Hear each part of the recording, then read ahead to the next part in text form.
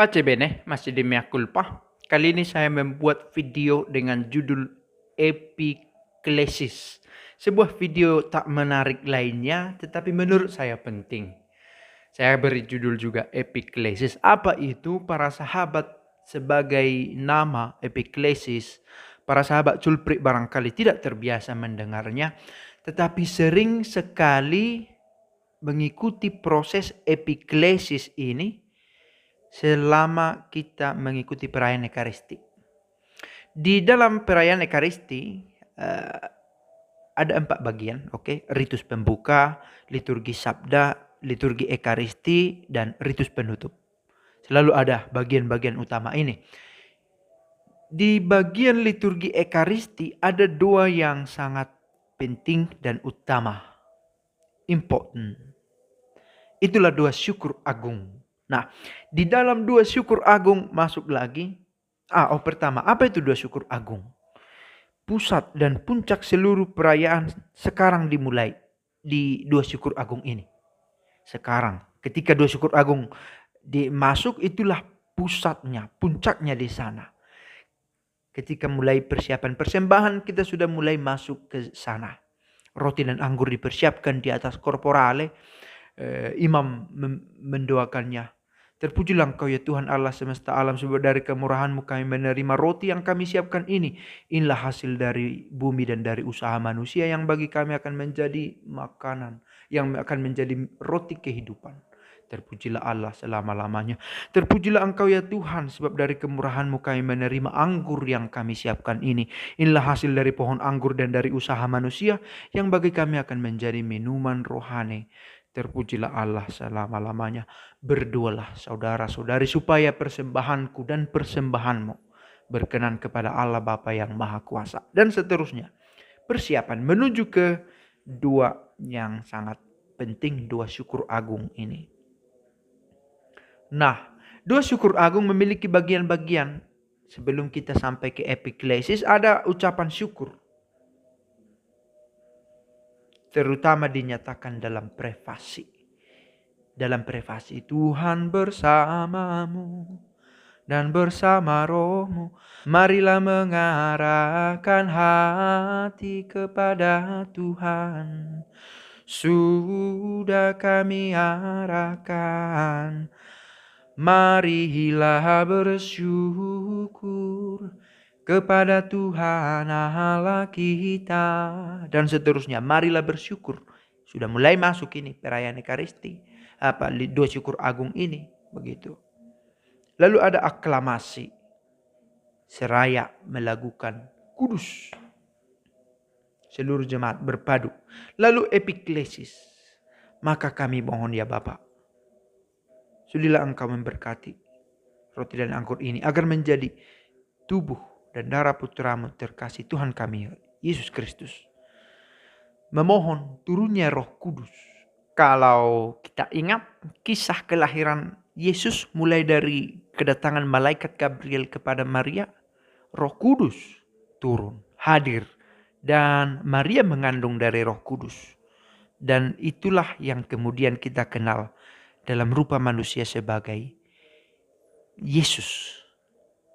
Allah yang menjadi daging dan tinggal di antara kita. Lalu kemudian dalam perayaan Ekaristi, imam memohon kehadiran Roh Kudus agar roti dan anggur ini menjadi tubuh dan darah Yesus Kristus. Itulah bagian dari epiklesis. Peran Roh Kudus dinyatakan secara jelas di bagian ini. Epiklesis berasal dari bahasa Yunani. Di video sebelumnya saya memakai istilah yang berasal dari bahasa Latin, transubstansiasi.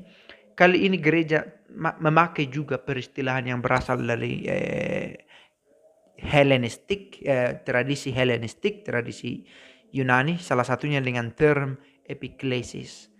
Invocation, satu usaha untuk meminta bantuan, meminta pertolongan dari Allah, dari Roh Kudus supaya kiranya Ia sudi hadir dalam peristiwa yang amat luhur ini. Ketika kita mohon berkat dari Allah agar roti dan anggur ini menjadi tubuh dan darah Kristus. Dalam dua khusus ini, epiklesis, gereja memohon kuasa Roh Kudus dan berdoa supaya bahan persembahan yang disampaikan oleh umat dikuduskan menjadi tubuh dan darah Kristus. Juga supaya kurban murni itu menjadi sumber keselamatan bagi mereka yang akan menyambutnya dalam komuni. Maka ini bukan hanya sekedar memorabilia, kenangan.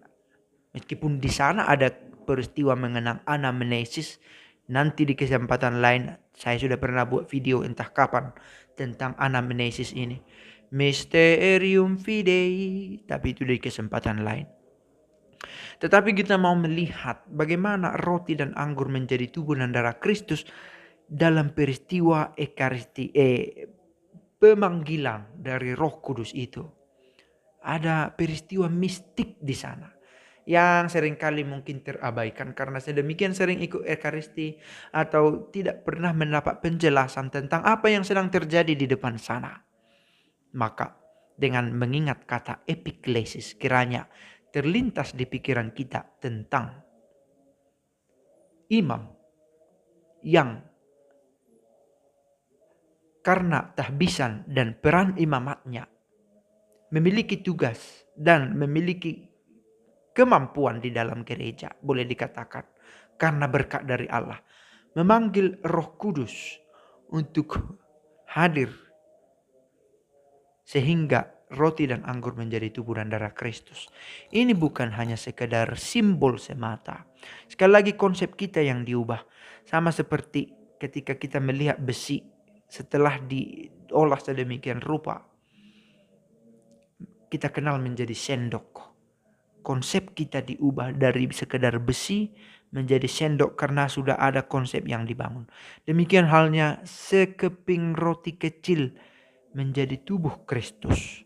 Tentu epiklesis ini diikuti lagi dengan kisah institusi dan konsekrasi yang menambah pengetahuan dan mengingatkan kita tentang perkataan Kristus sendiri. Ini saya buat untuk saya membuat semakin terang apa yang saya lakukan di altar. Untuk umat supaya memiliki gambaran tentang apa yang terjadi di altar. Roti dan anggur itu menjadi tubuh dan darah Kristus.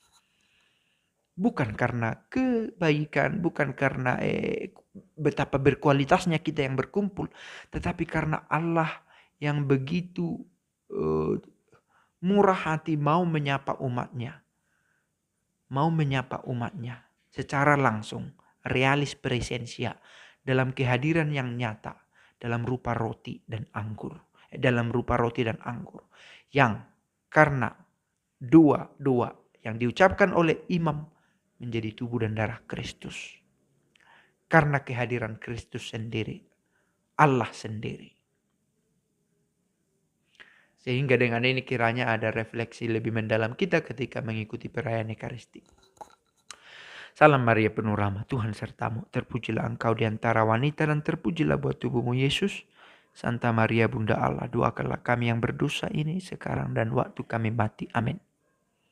Pace bene.